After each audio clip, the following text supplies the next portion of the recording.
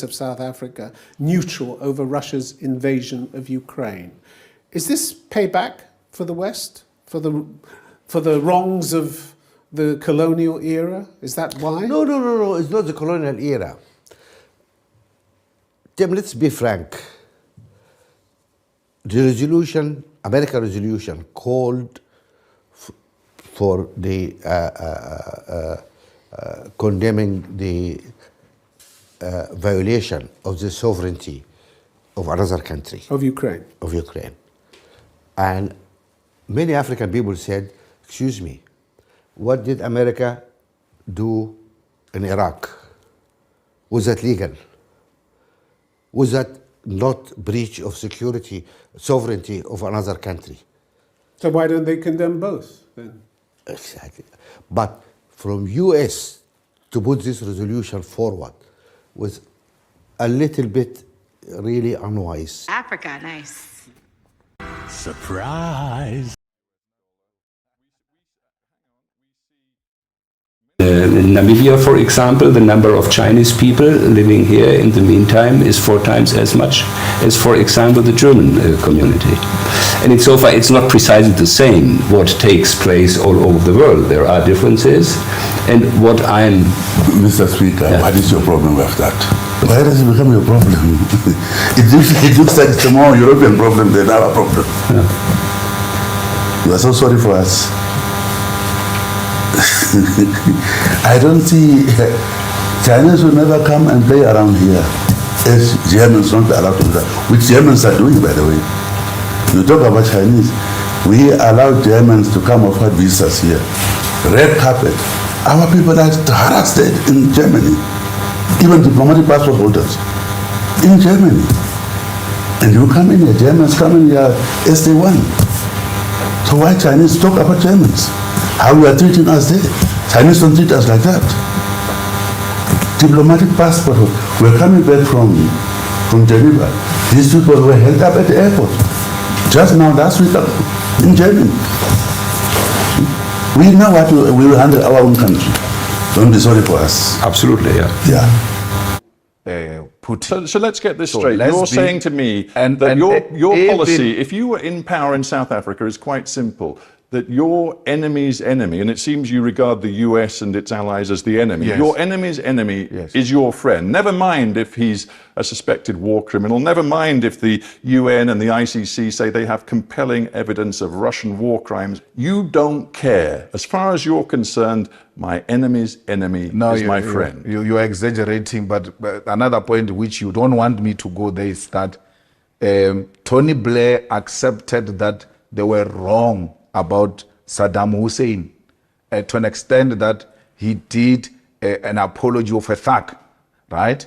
You have never called for his arrest. A man admitting that I was wrong. To how many people died there, killed by those people. So all I'm saying is, we are with President Putin because it's not enemy of my enemy. It is an anti-imperialist agenda that says the American dominance and its allies should be undermined at all costs. Anti-imperialism, even though Vladimir Putin is quite explicit about his desire to revive a form of empire. He says countries like Ukraine have no right to independent sovereign existence. He appears to believe that the best thing would be to revive an empire, the Soviet empire. But you're anti-imperialist? We are anti-imperialist. That's a debate. Thank you very much. My name is Ansoy from the BBC. I have a quick question for President Kagame. As chair of the Commonwealth, I wonder what your priority will be, especially in terms of upholding the values of democracy and human rights, given that there's been a lot of scrutiny on your country and the record of your government, and critics have been pointing out the number of opposition leaders and journalists who are in prison. I wonder what your leadership of this organization is going to look like in the face of that. Right. I think checking of facts is a serious problem with the very institutions we should have relied on to inform the public, the general public, the world, about some of these facts.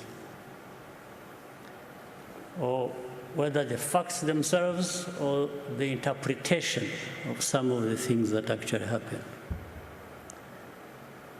Now, let me start with the issue of values. Who defines the values? Or who doesn't actually have values? When people talk about values sometimes, there's one part of the world that has assumed the sole responsibility and the monopoly of defining values.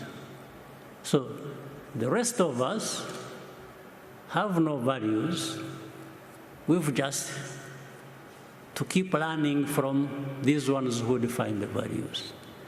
And by the way, the danger also is, it doesn't matter how long you take learning, you will never qualify.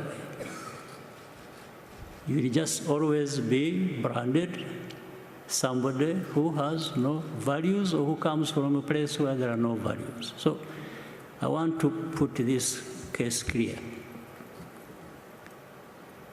Those from the north who always assume where BBC comes from, who always think they are the face of values, the rest have to follow. It's a big mistake. It's not true. We have values too. We here in Rwanda, in Africa, we do. No question about it.